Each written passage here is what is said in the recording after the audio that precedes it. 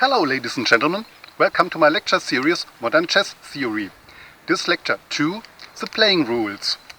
Today we will learn how to play the game at all. The modern rules are known since about the end of the 15th century. If you look into a modern chess database, then you will see the oldest games are from the end of the 15th century. The official rules of the chess game can be downloaded from the websites of the International Chess Federation, FIDE. Here is the link of the website, and there you find the PDF file Laws of Chess. Then, chess is played on a board with 8x8 squares, and there we have alternately black and white squares. Okay, often on chessboards the bright squares are not white, they are bright yellow, bright gray, or the black squares are often brown. If you use a chessboard on your PC, you can give the squares all the colors you want. The board is put between the two players so that the left square is a black square and the right square is a white one. On the chessboard we have vertical and horizontal lines. The vertical lines are called files. They are designated with small letters from A to H, like here on the diagram. Here we have emphasized the D file of the chessboard. Here we have the files from A to H. The white player has got the A file on the left side and the H file on the right side. For the black player, that's vice versa. The black player has got the H file on the left side and the A file on the right side. Then we have the horizontal lines. They are called ranks. And they are numbered from 1 to 8. Here we have emphasized the 5th rank of the chessboard. The white player is sitting at the 1st rank and the black player is sitting at the 8th rank. In chess books or here in our script, usually the white player is below the chessboard and the black player is above the chessboard. Or here on the big chessboard you see, although the designation of the squares here from 1 to 8 the ranks, or here from A to H the files, we will use the board then. All the squares have got a name, for example A5, C2, G7 and so on. Here we have all the squares with their names. It is very important to handle them, because to write down moves on the chessboard we use this algebraic notation. Then the pieces, a complete set of chess pieces, consists of a white and a black king, abbreviation K, capital K, a white and a black queen, abbreviation Q, 2 white and black bishops, abbreviation B, 2 white and black knights, abbreviation N. The first letter in knight is a K, but K is already used for the king, and so we use the second letter N as the abbreviation for the knight.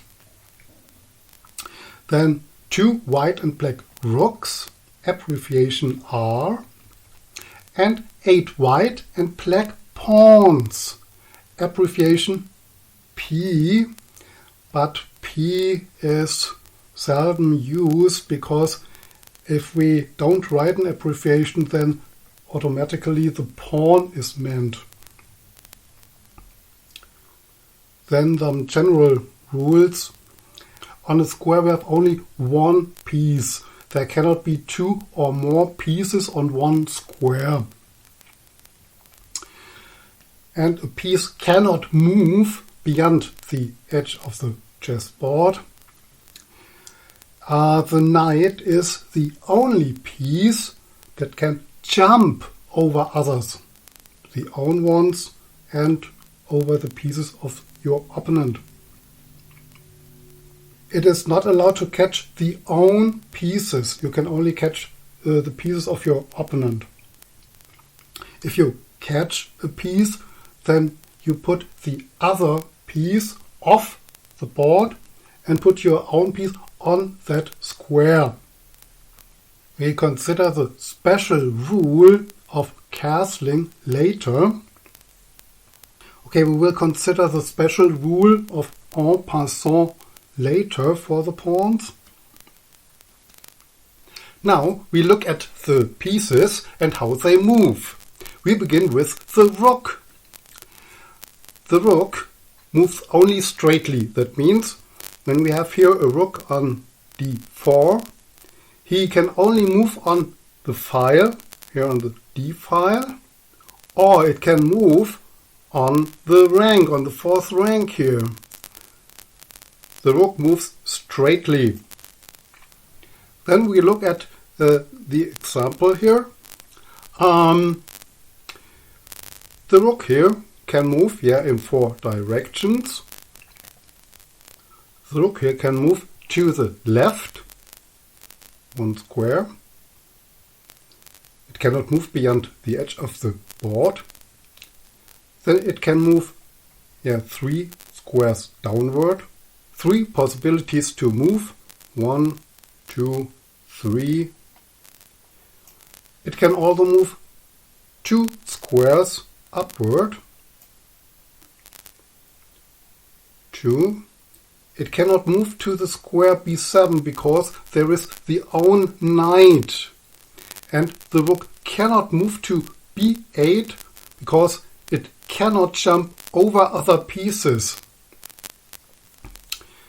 Then the rook can also move to the right. So it has got 3 possibilities. 1, 2, 3.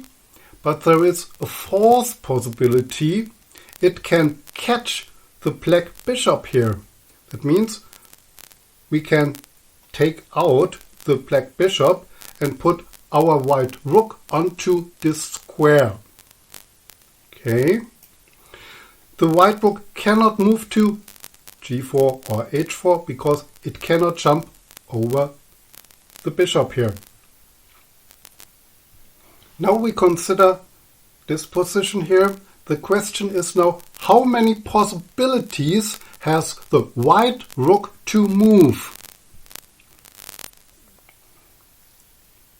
Okay, you can count the possibilities.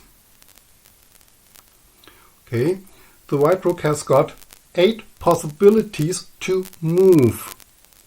1, 2, then to the left, 3, 4, 5, then to the right, 6, then here is the white pawn, so the white rook cannot jump over the pawn. And then here the 7th move, and the 8th move is to catch the black rook.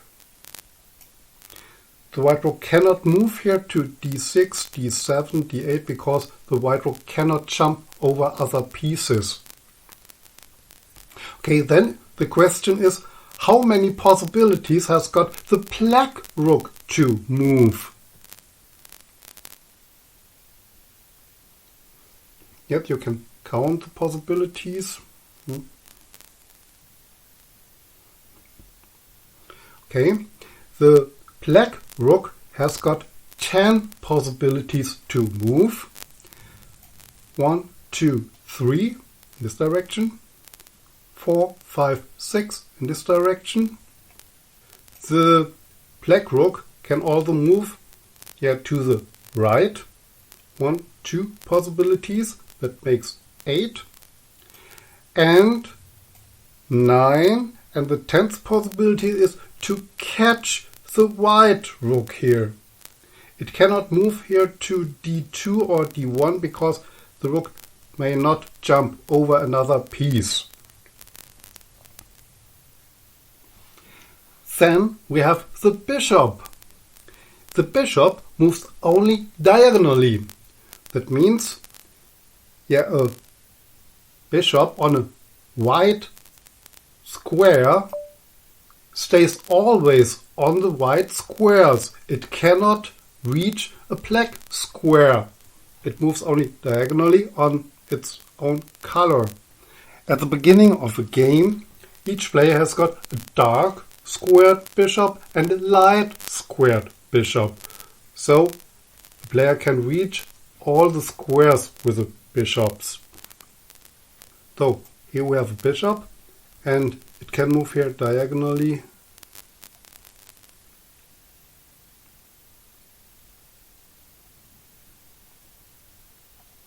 Okay, in the middle of the board, the bishop has got 4 directions in which it can move. At the edge of the board, it has only 2 possibilities, or in the corner, only 1 direction to move. Then we look at this position here. The black bishop here has got 7 possibilities to move. 1, 2 possibilities in this direction, also 2 in this direction, 1, 2. It cannot move in this direction because the own queen is blocking this direction, but it can move in this direction, 1, 2, and a third possibility is to catch the white rook here. The black bishop here cannot go to g4 or h3 or to a2 because it cannot jump over other pieces. Then we look at this position here. Now the question is, how many possibilities has the white bishop here to move? Okay, count them.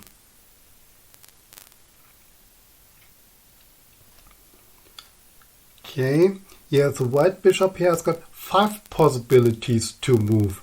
1, 2, 3, 4, and the 5th possibility is to catch the black pawn here on a4. Okay, the bishop here cannot move to f5, g6 or h7 because it cannot jump over the pawn here. Then the question, how many possibilities has got the black bishop to move?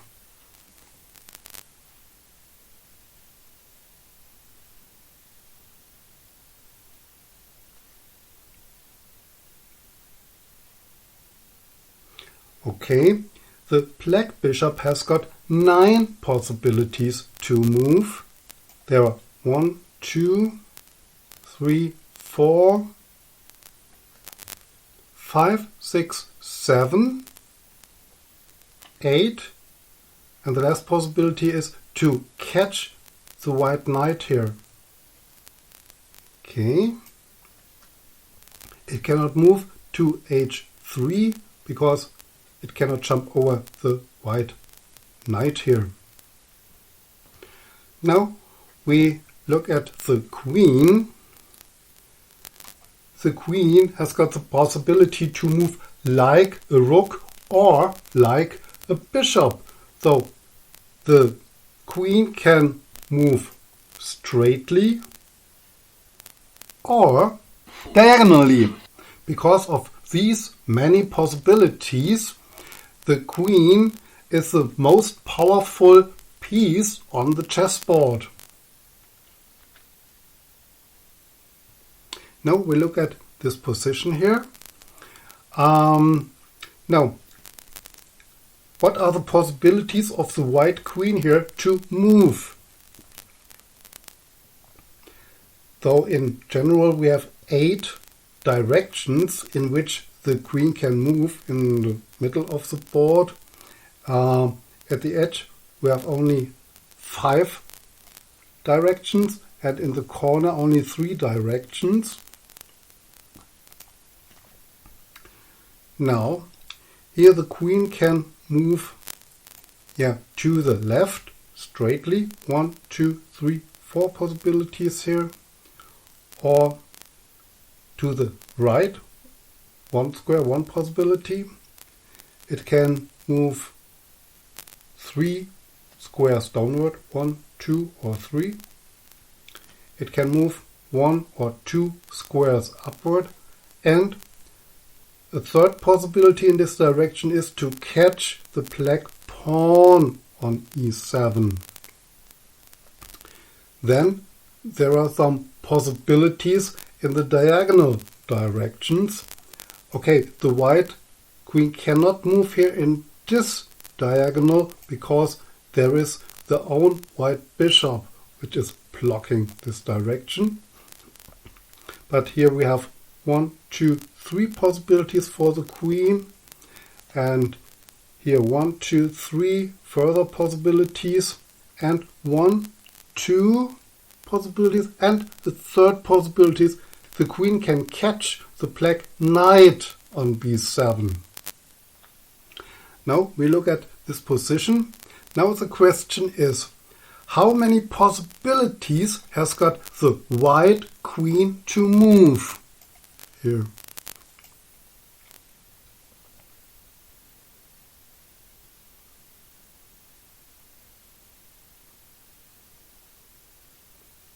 Okay, the white queen has got many possibilities. I think these are 15. 1, 2, 3, 4, 5, 6, 7, 8, 9, 10, 11, 12, 13, 14, 15. The queen has got 15 possibilities to move. Okay, but it cannot move to the right here because the own pawns are standing here. The queen has got 2 possibilities to catch a black piece. This knight here on c5, or here the black queen on f7.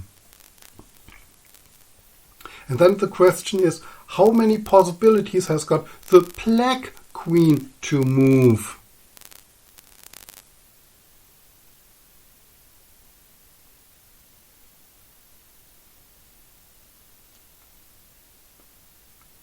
Okay, I think the black queen has got 17 possibilities. Now let us count them. 1, 2, 3, 4, 5, 6, 7, 8, 9, 10, 11, 12, 13, 14, 15, 16, 17. The black queen cannot move diagonal in this direction because here we have the own pawns, and of course the queen cannot jump over other pieces, so the black queen cannot move to b7 here. The next is the king. The king moves like the queen, but only 1 square further.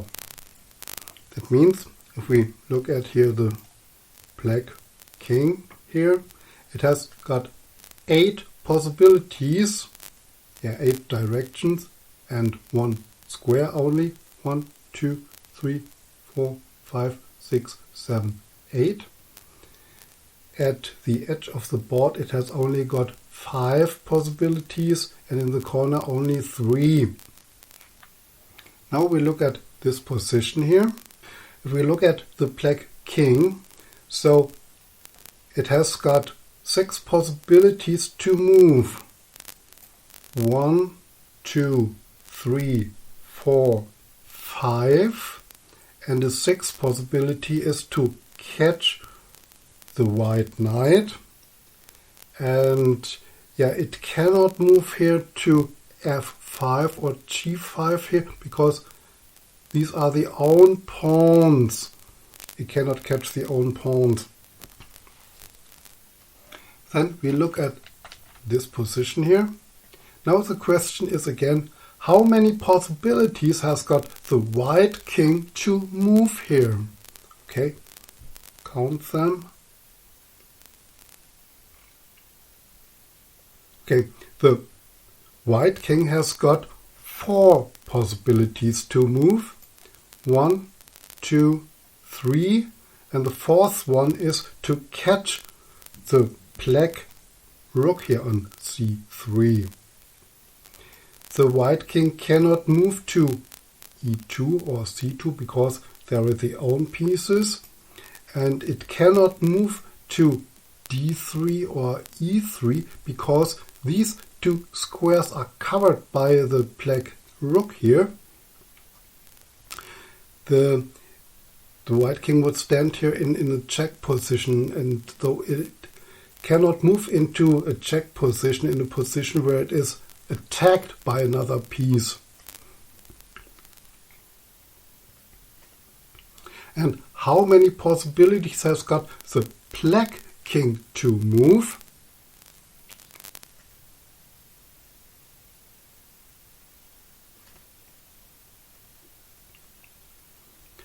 The black king has got 3 possibilities to move. 1, 2, 3. It cannot move here to d6 because this square is covered by the white rook, and the same have we got here on e5 or f5. These two squares are also covered by the white rook. But the black king cannot catch the white rook because the white rook is protected by the own bishop here. That's the same situation. Again, the king would move into a check position. The square here, d5, is covered by the bishop here, and so the black king cannot move onto this field here. The next is the knight. The knight moves in a kind of a hook, we can say. That means it moves one square straightly and then one square diagonally away from its original square. One square straightly and one diagonally. Okay, we can also say it moves one square diagonally and then one square straightly away from its square. That's the same. Or another possibility is to say it moves 2 squares horizontally and an additional square vertically. Or it moves 2 squares vertically and then an additional square horizontally. That's the same effect. So knight in the middle of the board has got 8 possibilities to move. At the edge of the board only 4 or 3, and in the corner there are only 2 squares it can reach.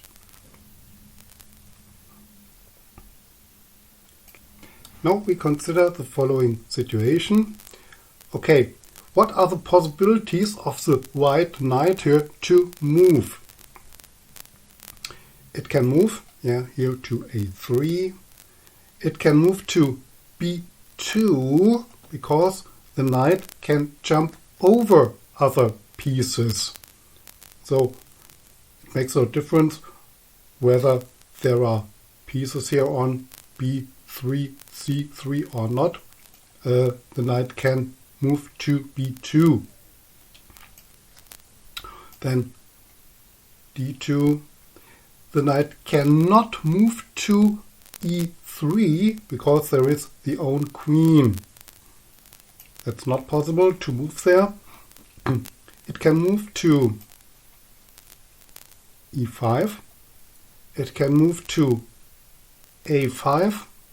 It can move to b6 because it can jump over other pieces, in this case over the black pawns. And there is a possibility to catch the black rook, because here the knight can jump over other pieces, and so the rook is reachable for the white knight here.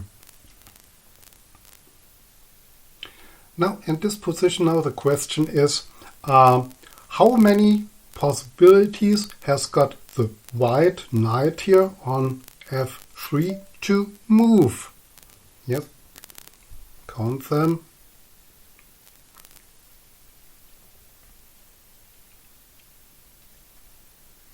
Okay, the white knight here has got 6 possibilities to move.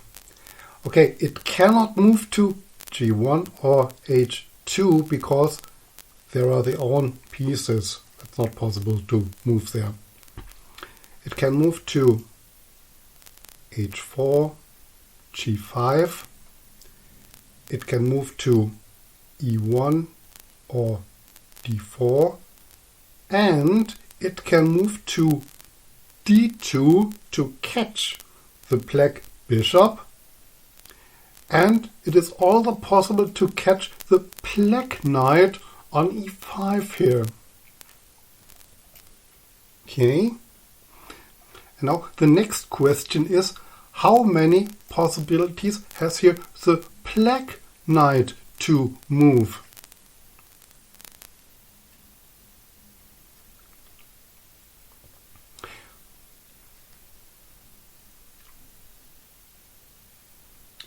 The black knight has got 7 possibilities to move. Yeah, among the 8 squares it can move to, there's only f7 it cannot move to, because that's the own pawn here.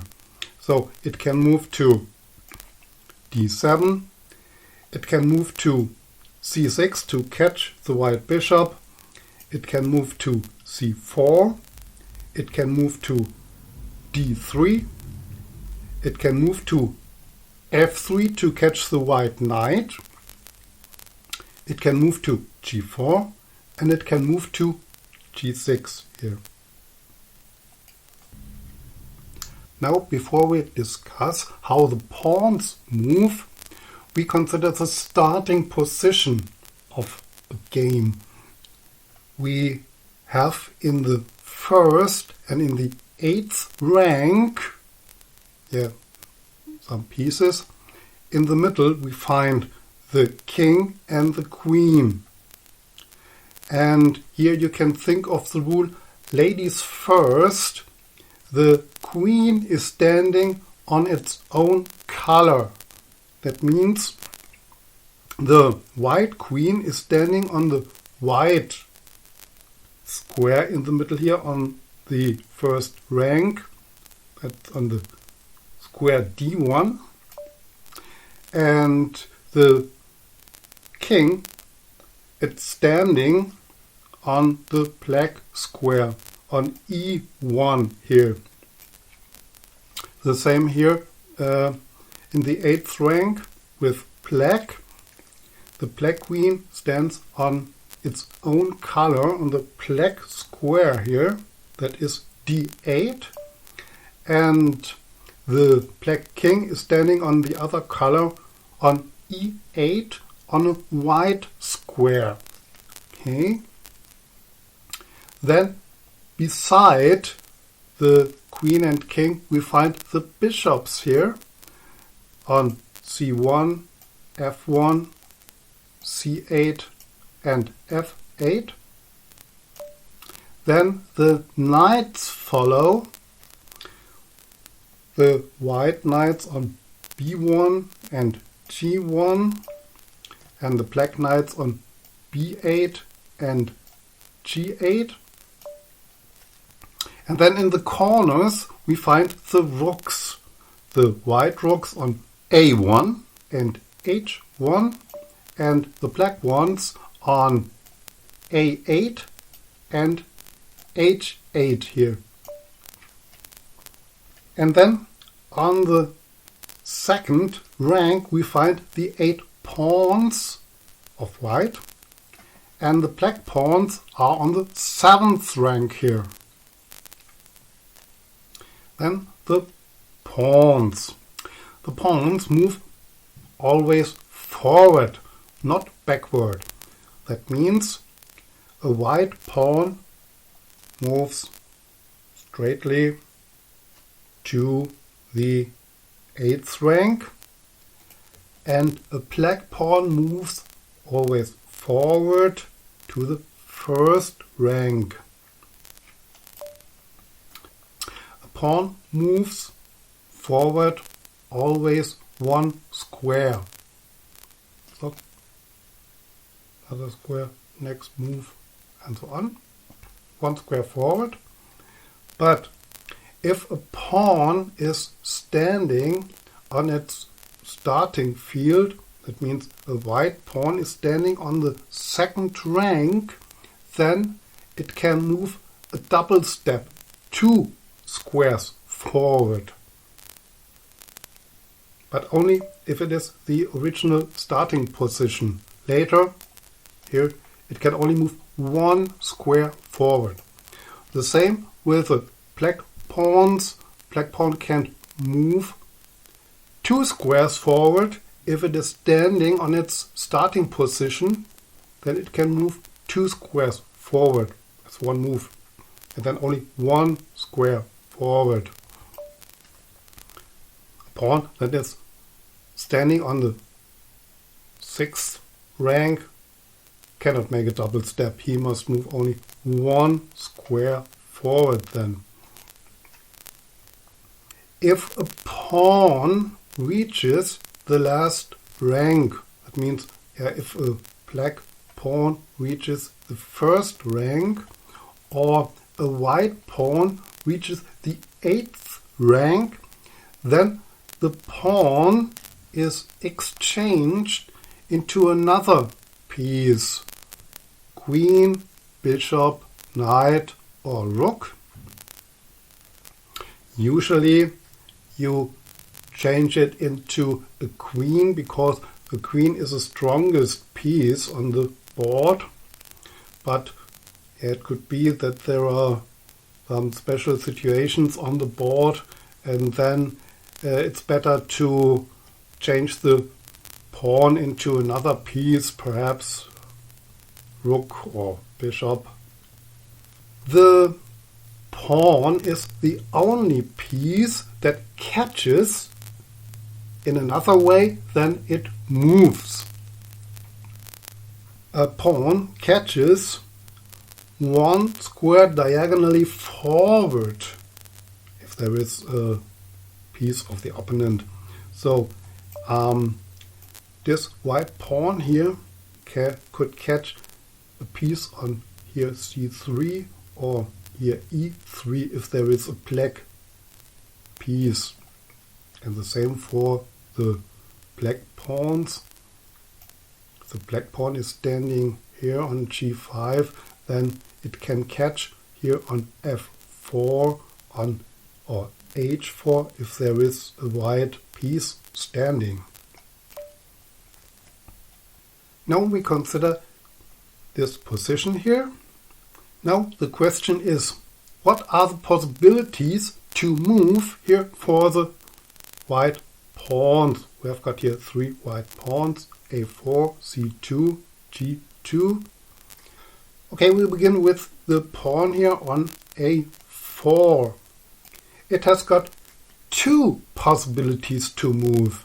It can move 1 square forward, or it can catch the black pawn 1 square diagonally forward. Okay. Then the pawn here on c2 has also got two possibilities to move. It can move one square forward, or it is standing on its original position, so it can move two squares forward. Okay. And yeah, the pawn here on g2 has got four possibilities to move. It can move one square forward or two squares forward. And it can also catch the bishop here on f3, one square diagonally forward, or it can catch the black knight on h3. That's one square diagonally forward. Okay. Now the possibilities of the black pawns. This pawn cannot move forward because there is another piece standing on b4 here. It makes no difference whether it is a white or black piece. If there is a piece, it cannot move forward. But it can catch the white pawn on a4. One square diagonally forward. Okay. Then the pawn here on d6. How many possibilities has it got? Yes, two possibilities. It can move one square forward. It cannot move two squares forward because it isn't standing on its starting position. The starting position is here on d7. And it can catch the white bishop here. That is one square forward diagonally, and so it can catch the white piece here. The black pawn on g7 here has got two possibilities to move. It can move one square forward, or it can move two squares forward because this pawn is standing on its starting position. Now we come to a special rule for pawns. The en passant rule. Yeah, that means in English perhaps catching while passing. If a black pawn is standing on the fourth rank, here on a4 for example, and a white pawn here on b2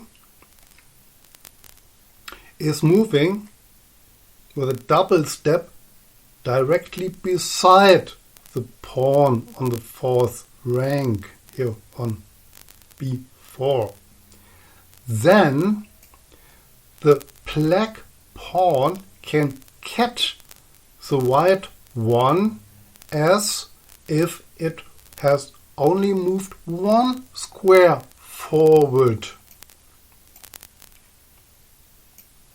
Yeah, if the white pawn here moves a double step beside the black pawn, then the black pawn can catch the white one, so as if the pawn has only moved one square forward. Yeah, that has got historical reasons. In earlier times, the pawns couldn't make a double step. They could only move always one square forward, and so it was not possible to escape by a double step the attack of the pawns of the opponent. And so if the new movements of the pieces were introduced, then the meaning was, okay, that may not be that a pawn can escape with that new rule here. Now that must be possible, like earlier, that a pawn in the neighboring file must catch or must have the possibility to catch the pawn. And so we have this special rule. If the white pawn moves double step here, then black has only the possibility to catch en passant in the very next move. Later, it is not possible to catch en passant. Here in a normal situation where the pawns can catch each other, then if the situation later is on the board, then you can catch the piece in the normal way. But if black doesn't catch the white pawn en passant immediately, then it may not catch it later en passant. Then we have here another pawn on the 4th rank, but if the pawn here moves to b4, then this pawn on d4 hasn't anything to do with en passant. If this pawn would stand on c4, then it is possible to catch en passant as well. It must be the adjacent file, and this pawn is too far away from the white pawn, from the file of the white pawn, so this pawn cannot catch en passant. Then, if we consider the black pawn here on f7. Okay, the black pawn could catch here the white one, but if the black pawn makes a double step, then we have the same situation. There is a white pawn on the 5th rank, and the black pawn moves with a double step directly next to the white pawn, and so the white pawn can catch the black one en passant, so as if it has only moved one square forward. Double step, and the white pawn can catch. If the black pawn makes a double step, then this white pawn on the 6th rank, it cannot catch en passant. This black pawn with a double step would indeed escape from the attack of that pawn here. Then we look at the promotion of a pawn. We look at this position here. We consider first here the white pawn on c7. This white pawn has got two possibilities to reach the 8th rank. It can move one square forward, and then we can exchange the white pawn into another piece, queen, rook, bishop, knight.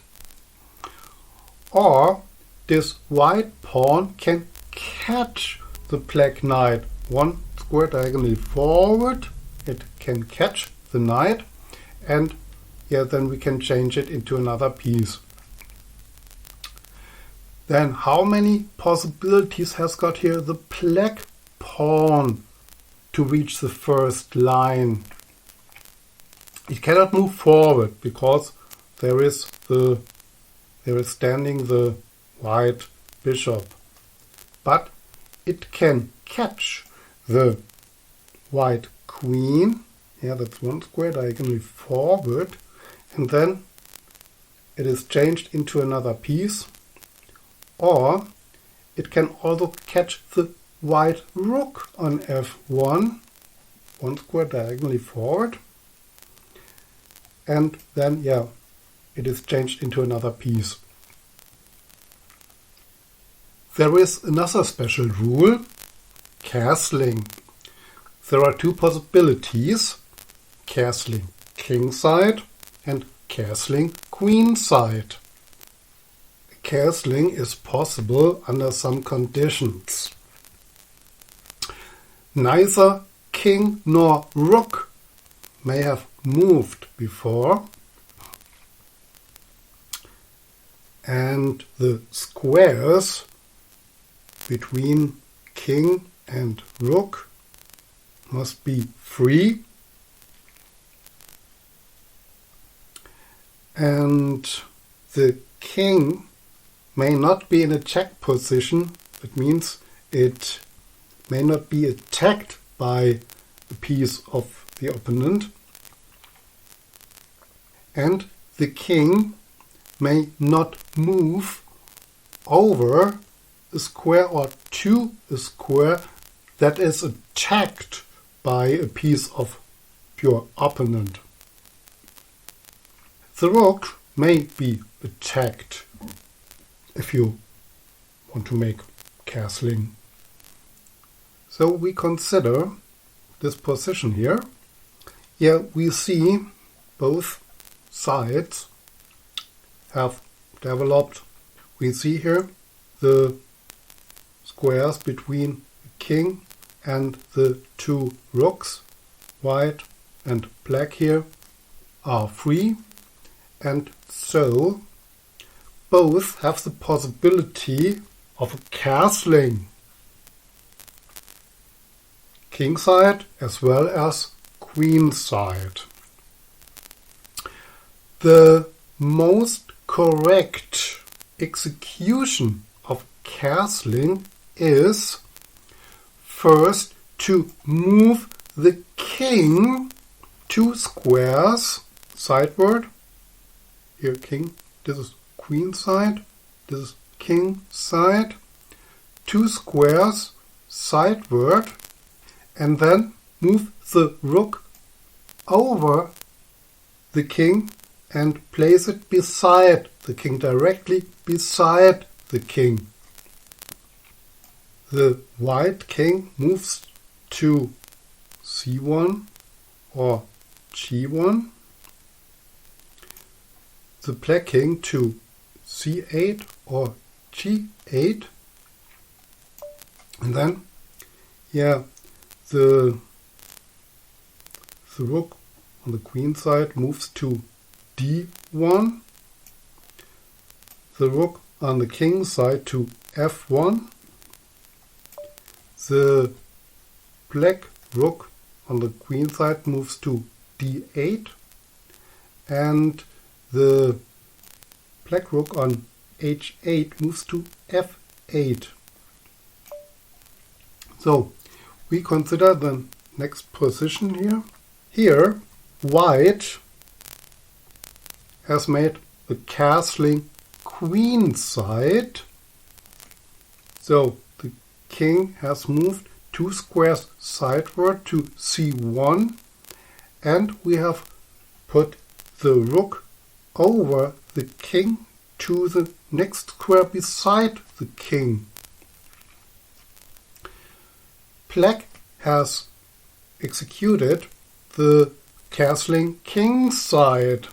So the king has moved 2 squares sideward to g8, and the rook has moved over the king directly beside the king to f8 here. Castling is the only move in which the rook can jump over another piece, over its own king. Else the rook cannot jump over other pieces. Now we look at this position. Now the question is, if it is white's turn, which castling is possible?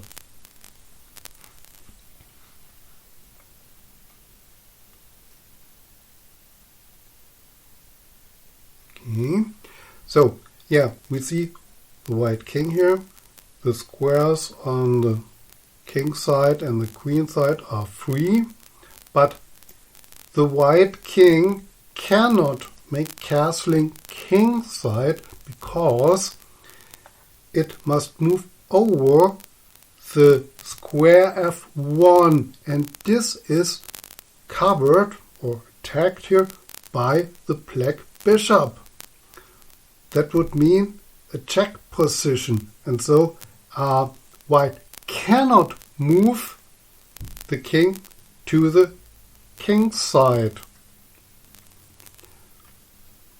But a castling queen side is possible because here d1 and c1 here are not covered by black pieces.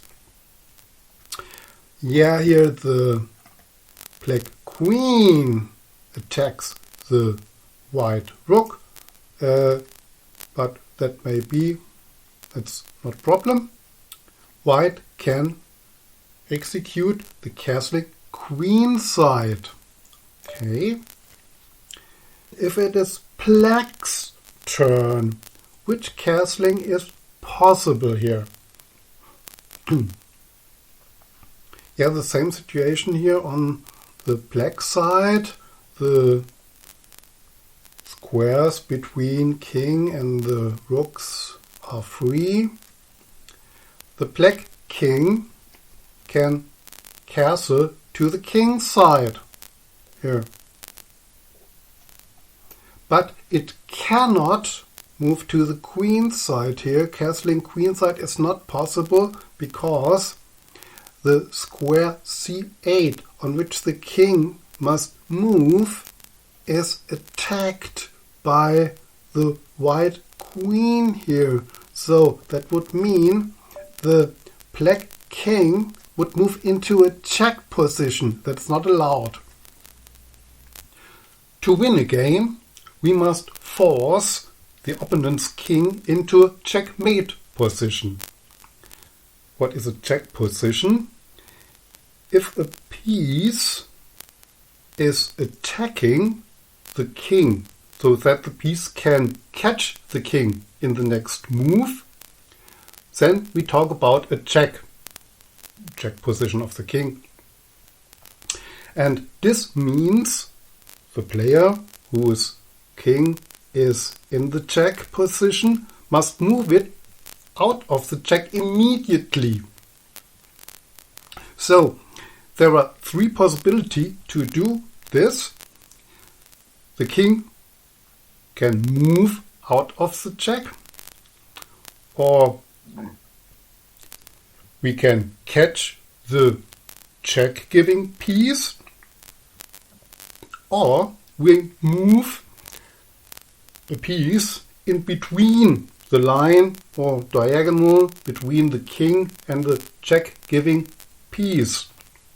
Okay, this is not possible if a knight gives a check. Okay, it is not possible to attack a king by a king because the attacking king could be caught immediately then.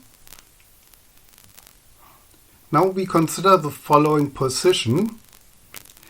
Here, the white queen on h5 is giving check.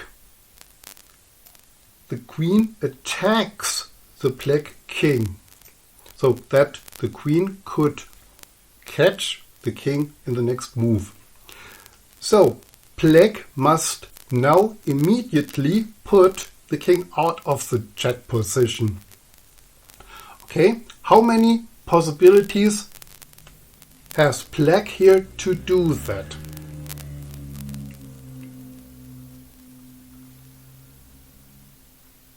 Okay, there are three possibilities.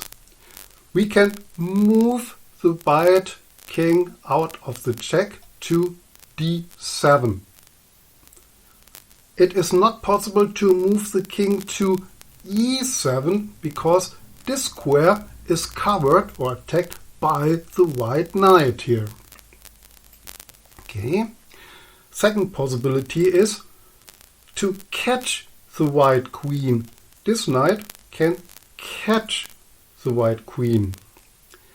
And the third possibility is to move a pawn into the diagonal of queen and king.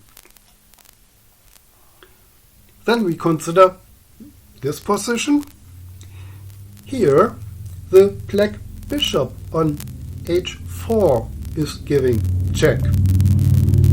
Okay. How many possibilities has the white king to move out of the check?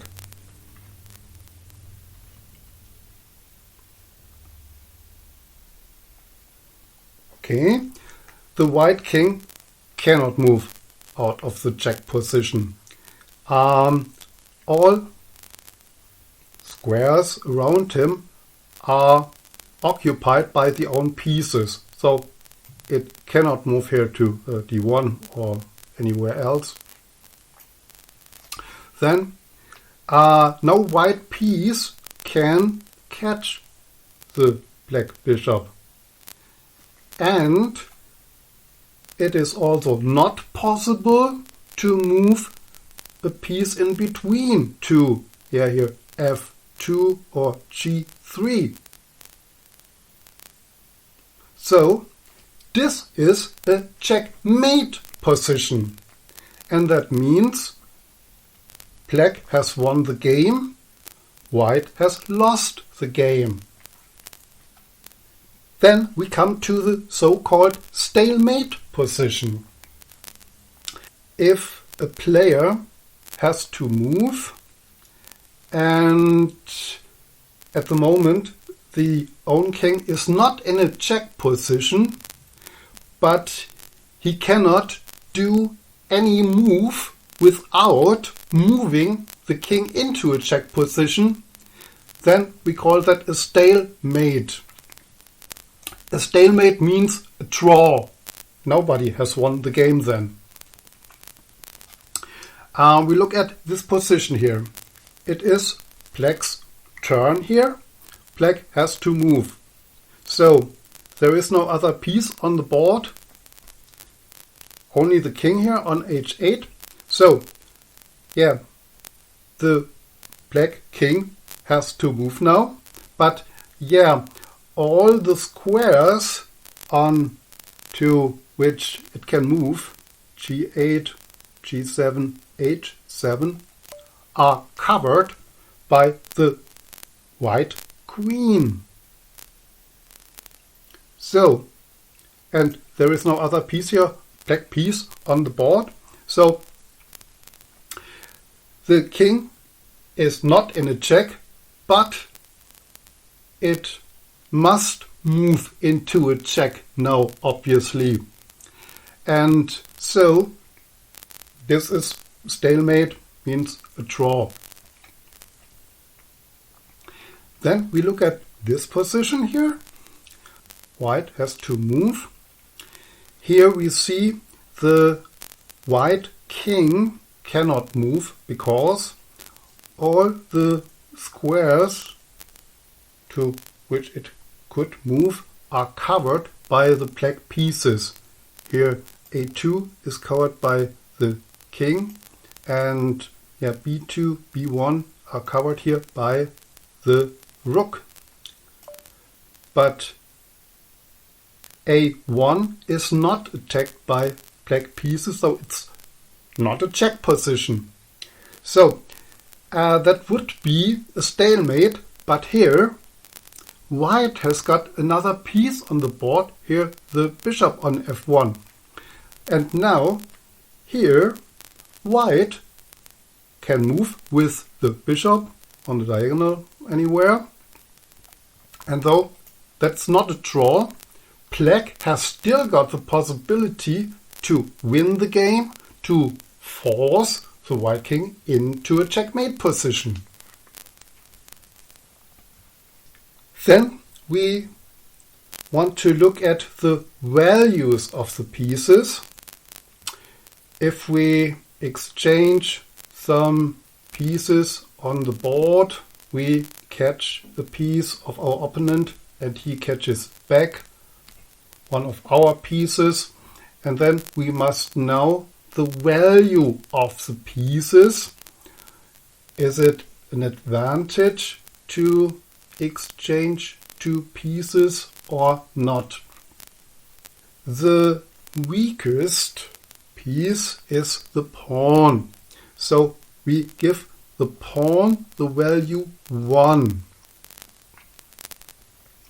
Then the so-called minor pieces, these are bishop and knight, they have got the value of 3, means a bishop or a knight is as worthful as 3 pawns. Then the major pieces, these are rooks and the queen, because they are the strongest pieces on the board. The rook has got a value of 5. That means a rook is as worthful as 5 pawns. Or a rook has got the same value like a minor piece plus 2 pawns. Yeah, bishop or knight plus 2 pawns. The queen, the most powerful piece on the board, has got the value 9.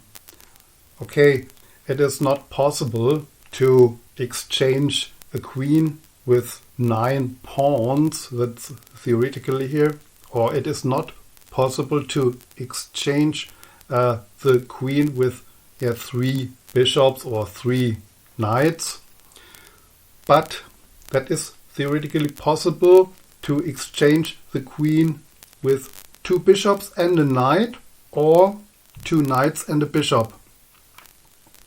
And so we can also say that the queen has got the same value like a rook plus bishop plus pawn, or rook plus knight plus pawn. And so we can also say a queen plus a pawn have got the same value like 2 rooks.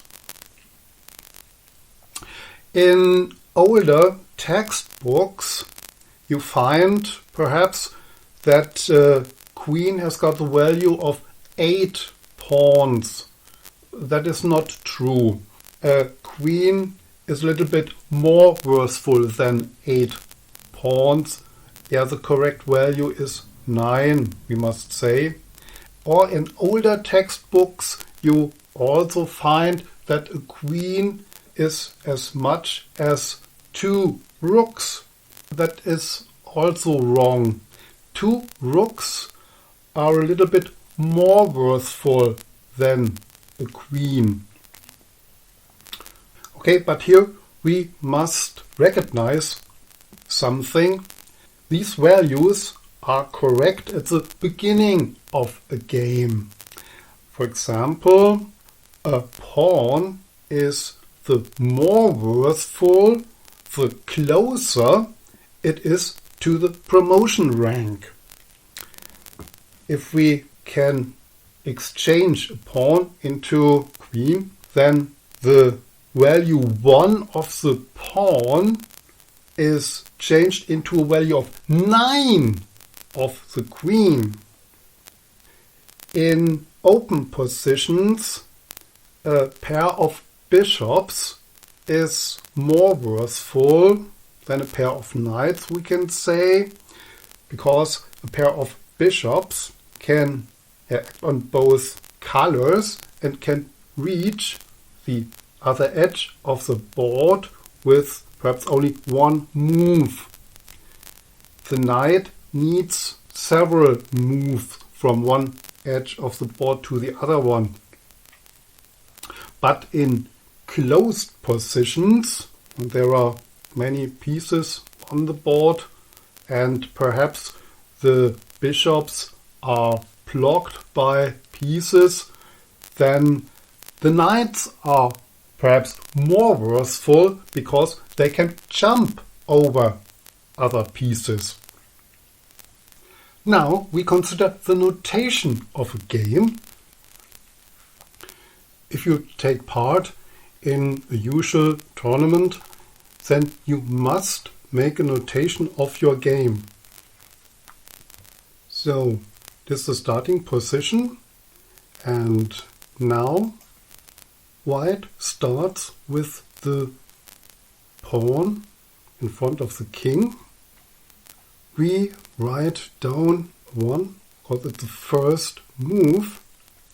Then we move with the pawn. Then we write the abbreviation P for pawn. Then we have as a starting square here E2. So we write here E2. And we have as a final square here E4. So we write here E4. So that means here in the first move of white, white plays the pawn from E2 to E4. Then black plays the pawn in front of the king, 2 squares forward 2. So we have here pawn P, starting square is E7, and the final square is here E5. So that means here pawn from E7 to E5. We write the black move in the same line like the white move. A complete move consists of the white and the black one. Then white develops the knight from G1 to F3. So we write in the second move here 2. Abbreviation for knight is N. Starting square is G1 and the final square is F3. So here we write knight from G1 to F3. This knight here attacks the pawn on E5. It is possible to catch it in the next move. Then black develops also a knight, but here the knight on the queen side, because the pawn on E5 is attacked. So this knight is protecting now this pawn.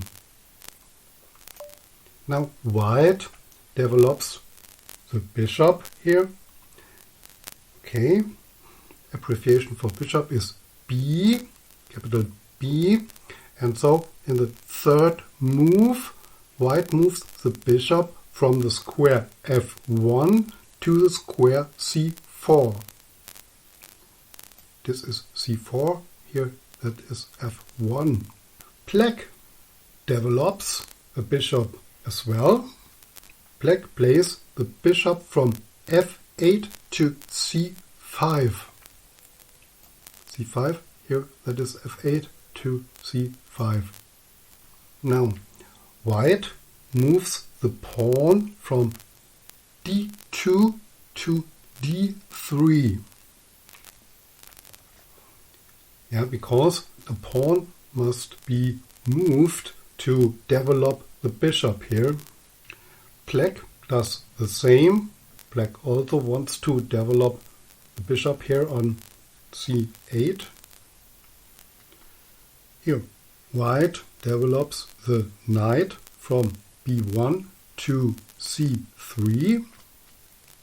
Here we have the notation that the fifth move, N, from B1 to C3. Then black develops the second bishop from C8 to g4. The bishop attacks the knight on f3 here. Then here, white executes the castling kingside, and we write the castling with O to O here in the sixth move. The castling queenside would be written with three O's. O hyphen O hyphen O. Now black moves the queen from d8 to d7. Here Q for queen from d8 to d7. Then here white plays the A pawn from a2 to a4. The seventh move here, pawn a2 to a4. And here now, that's what I have said. This is now the castling queenside. And so we write for black, three O's here, if we want to notate the castling. And then white continues to move the pawn in the A file forward. So that is pawn from A4 to A5. Here, eighth move now. And now black catches the knight on F3. So here we write bishop on G4, and here we write a cross because the piece is catching another piece. And so if we have a move in which a piece is catching, then we write here a cross. And so we write the bishop on G4 catches the piece on F3. So here the white queen catches back. So we write in the ninth move, queen from D1 catches the piece on F3. Okay, here it is an exchange of bishop and knight. Both have the same value, so this exchange isn't an advantage or a disadvantage for anyone here. Then black moves the pawn in the B file from B7 to B5 here. Then here white can catch pawn on B5, catching by en passant. That means the black pawn had made a double step directly beside the white pawn here on A4, A5. And though in the very next move, white has got the possibility to catch the pawn in that way, as if it has only moved one square forward.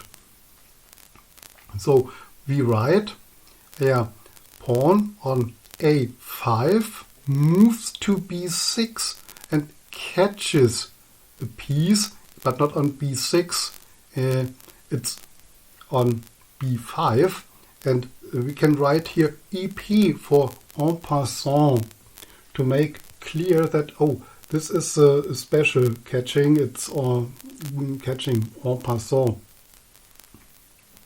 Then black catches the pawn back.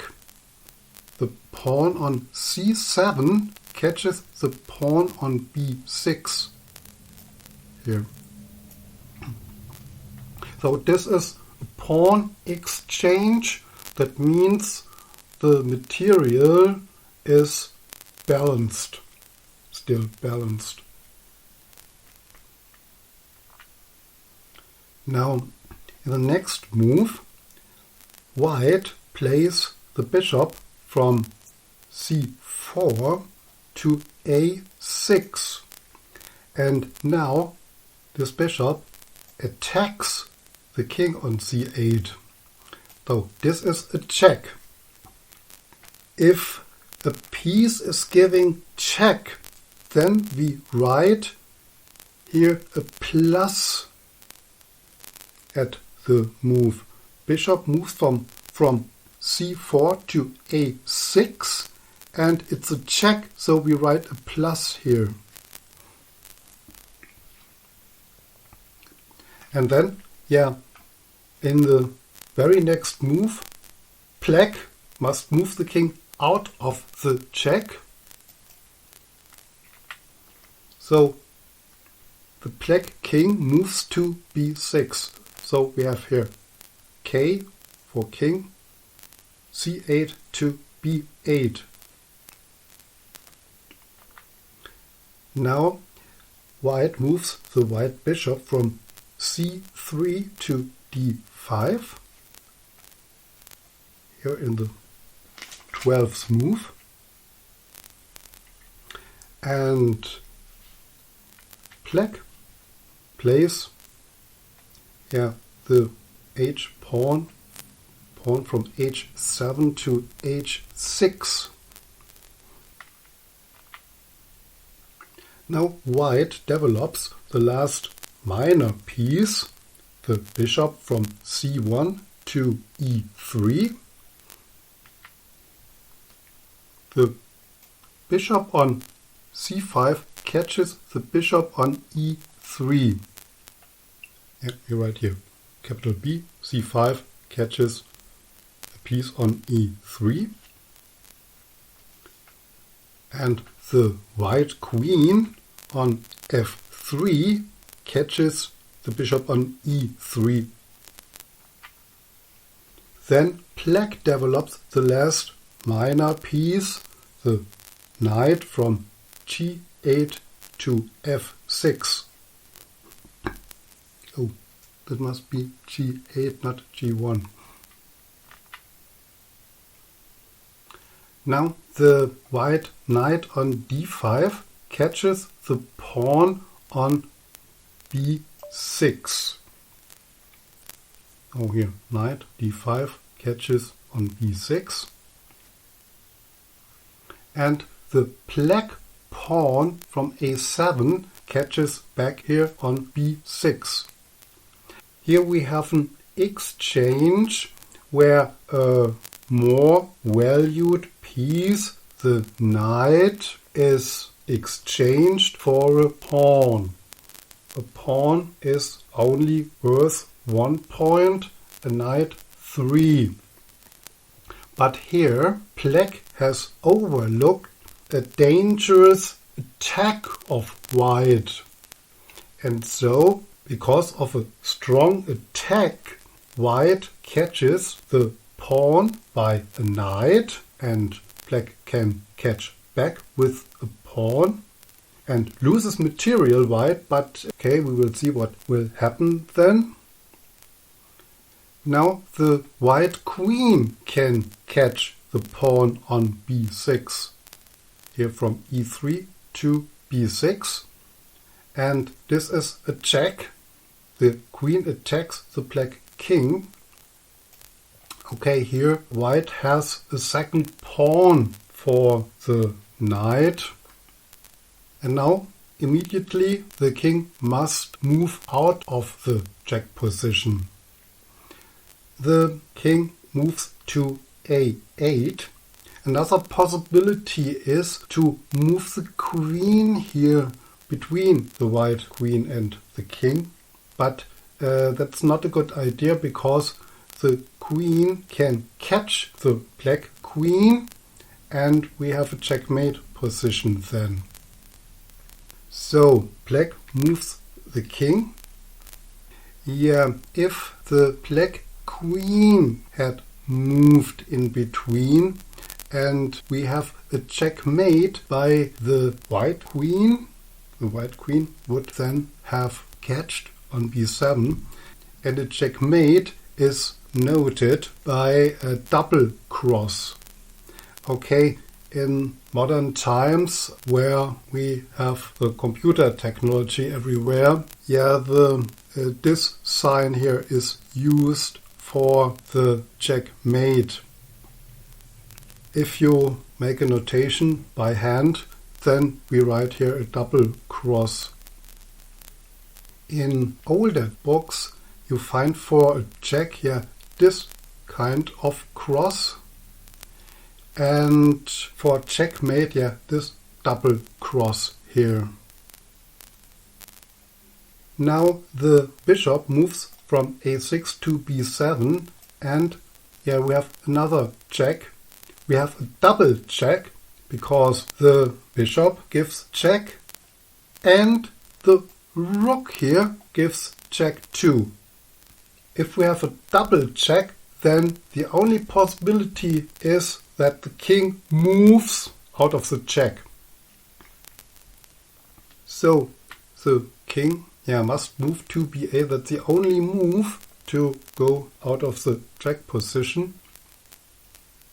Here now the bishop catches on c6. Check again. Here, queen. It's the 18th move now.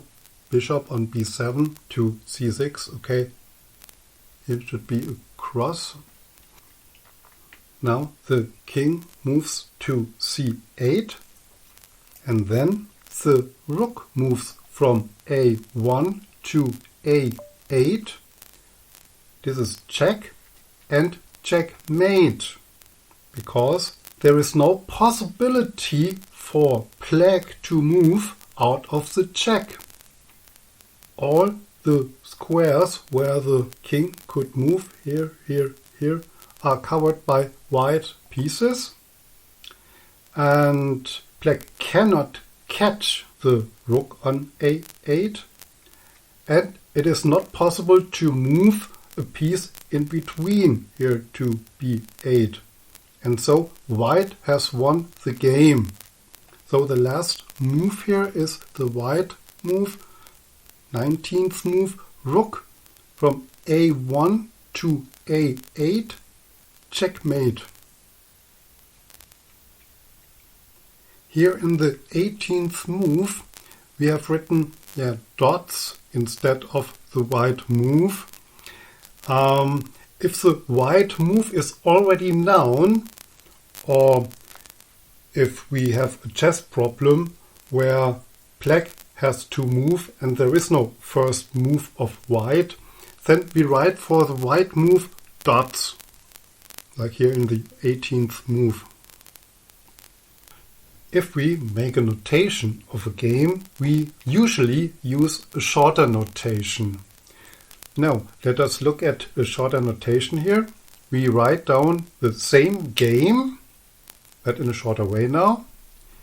So, what have we got here? First move, e4 as the white move.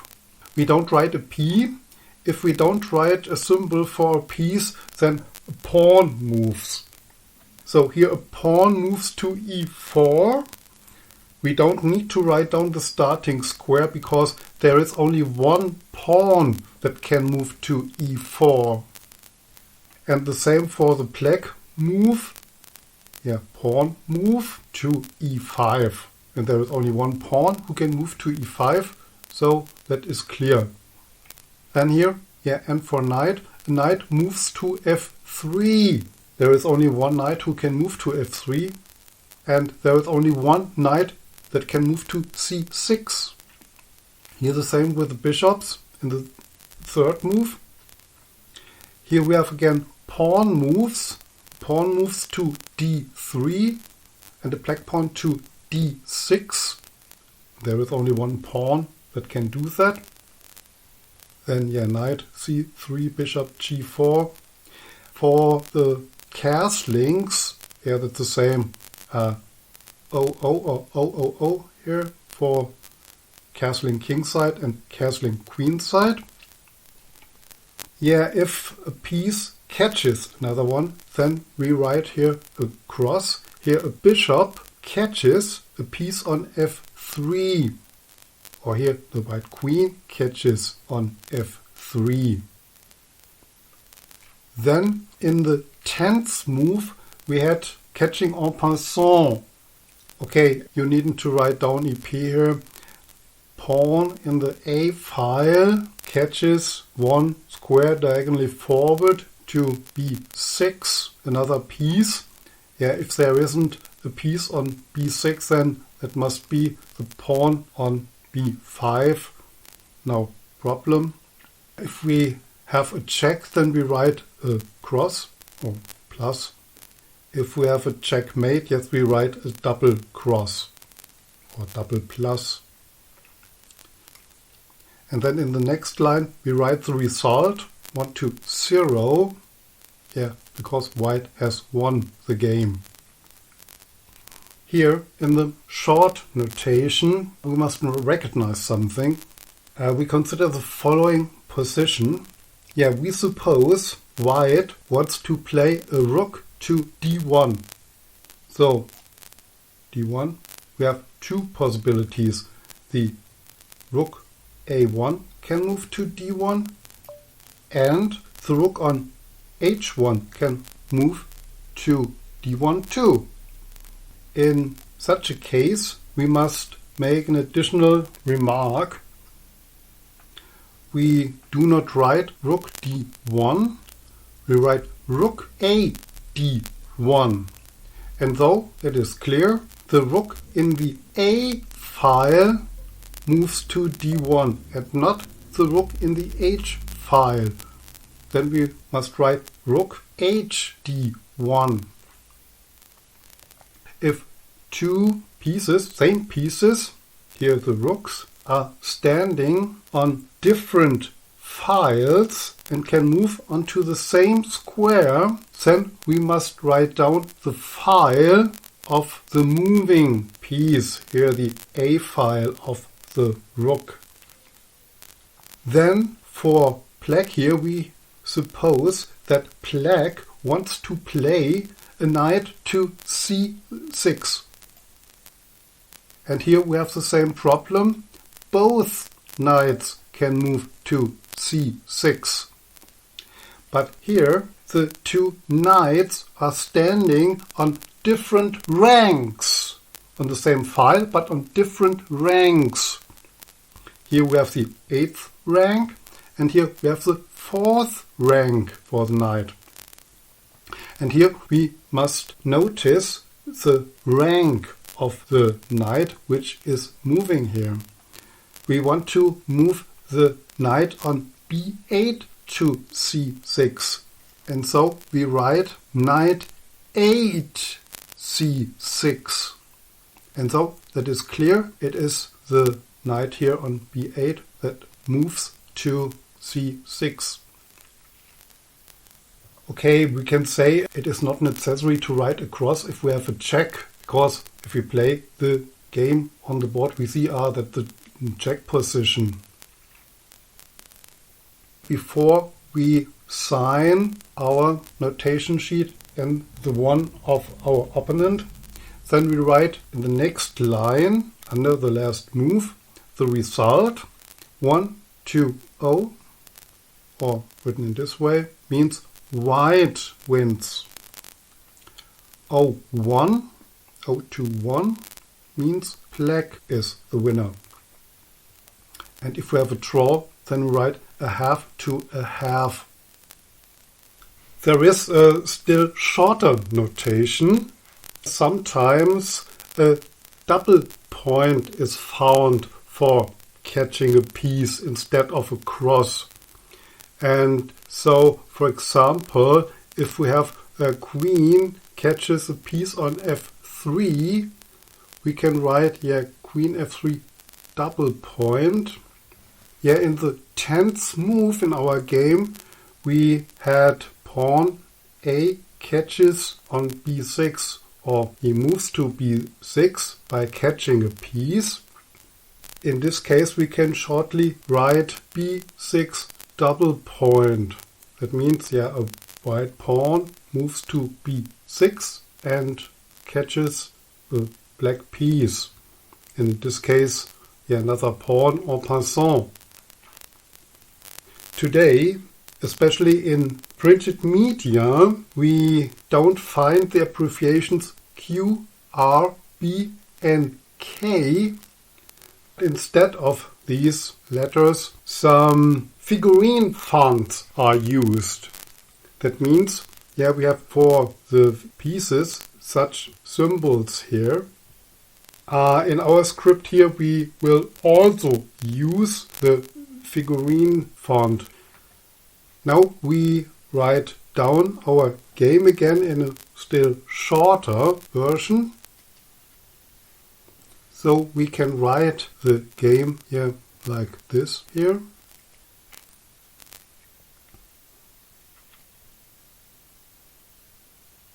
Okay, then if you read older English books, then you find the old English notation there.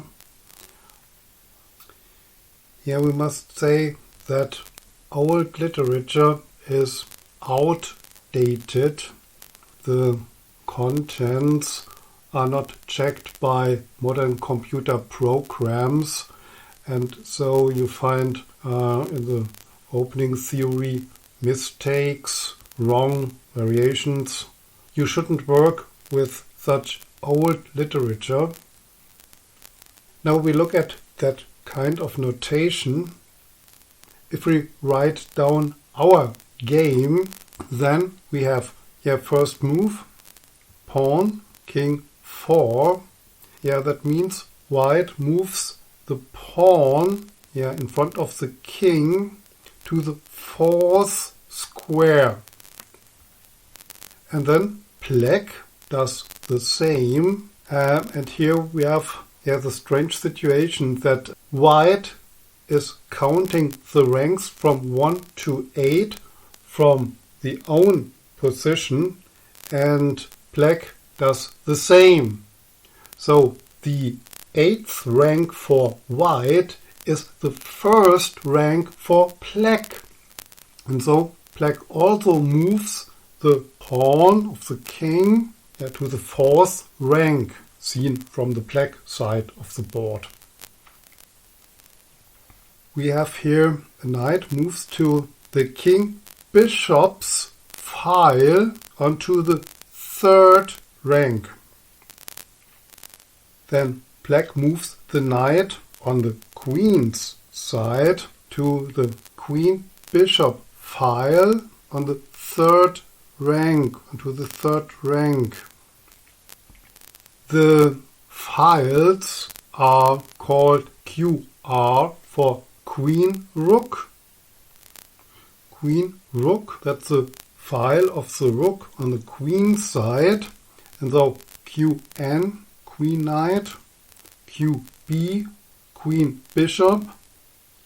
Then the two center files, Q for queen and K for the king file.